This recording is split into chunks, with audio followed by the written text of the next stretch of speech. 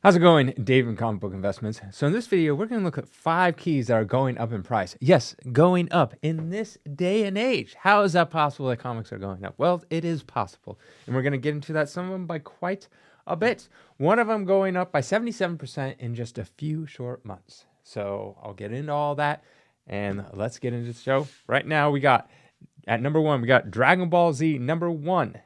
Now, a 9.8 back in 2022 averaged $690. It is now currently selling for $800 as of 15%. But then in 2023, it averaged $923.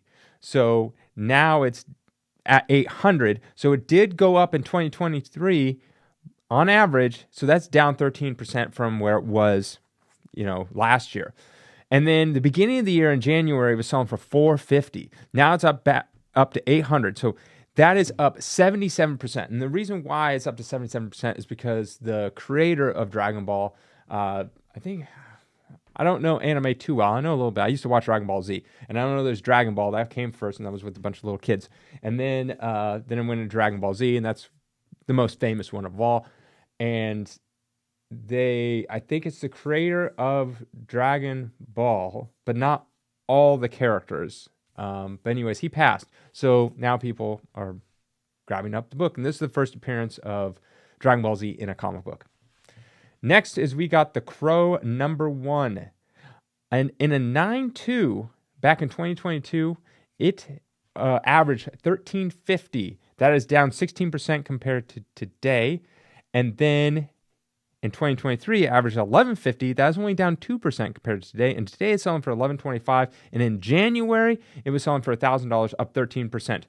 So this went sky high. There's a lot of rumors about a Crow remake. And then I think even Bradley Cooper was assigned to it and then it just bounced around with a bunch of different people.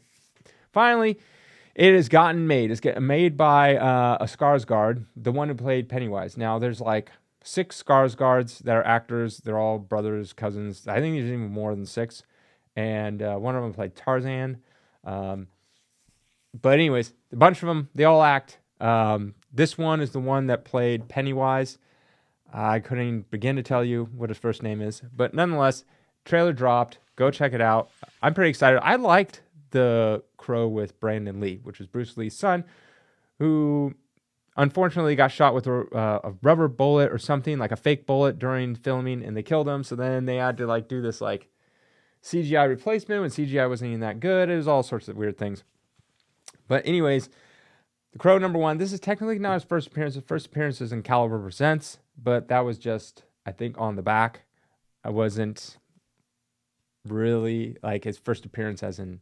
It's kind of like Turtles and Gobbledygook number 1. This one's vastly more expensive, but in a 9.2, it's going up. It's also going up in multiple grade ranges, not just the 9.2. A 9.8, they don't sell that often. There's barely any of them. Same with 9.6s and things like that. So 9.2 recently sold, and it's up 13%. Also, other grade ranges are up around the same.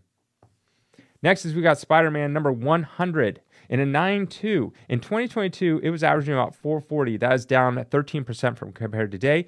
And in 2023, averaged $354. So that is up 7% today. And in a 9.2, in the beginning of the year, in January, it averaged about $350. Now it's currently selling for $380. So that is up 9%. So up 9% on a year. This is a great book regardless. It didn't see too much of massive comic boom, like a little bit. And then it's dropped recently, like 2023 really started dropping quite a bit. And as you can see, pretty much on the graph. And now it's starting to climb back up. I think this is a good book regardless, especially long term. It's, Spider-Man number 100. This has been the cover, homaged many, many times. Next is we got Dark Knight Returns number 1 in a 9.8. Now, back in 2022, this averaged $1,225. and now sells for $1,000. So it was down 18% from its 22 average.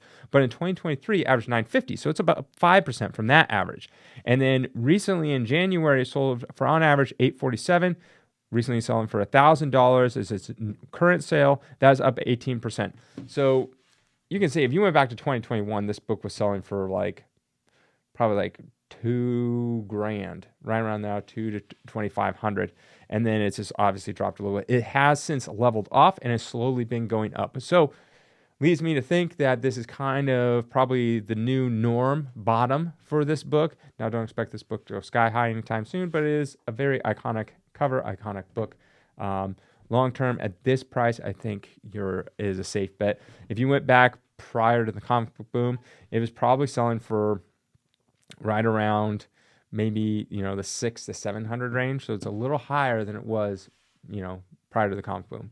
All right, last is we got Conan #1. This is the first appearance of Conan for the Marvel Comics.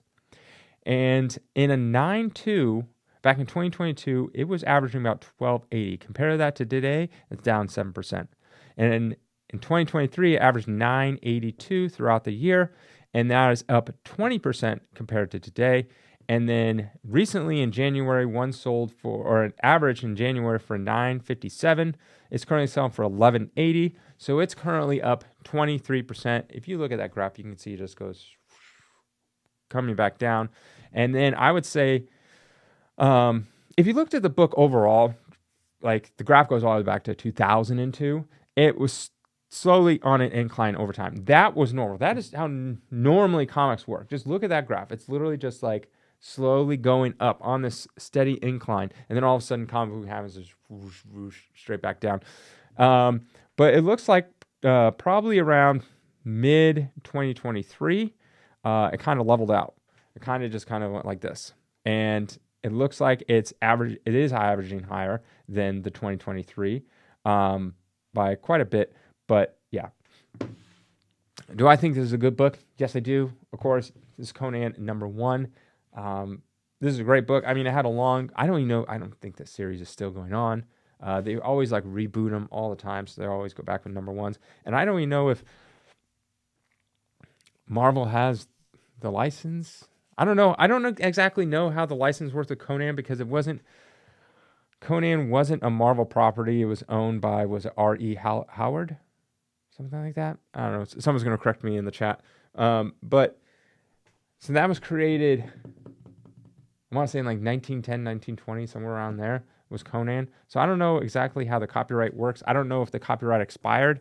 Usually it has to do with like, it's very, very weird, because originally it was like 20 years or something like that after the creation. It went into public domain, but then Disney came around and was like, well, we don't want that. So then they extended it. Then it was like something 40 years. And then it was like 20 years after the death of the original author. And then it was like all this kind of stuff. I think it's up to like 90 something years now. And Disney doesn't want to keep on extending it forever and ever and ever. They're the ones that would always push to get this thing extended. So I don't know exactly how the rights work with this Conan in particular. But yeah. So nonetheless, that is it. That's all I got. Hope you like this, and have a great day.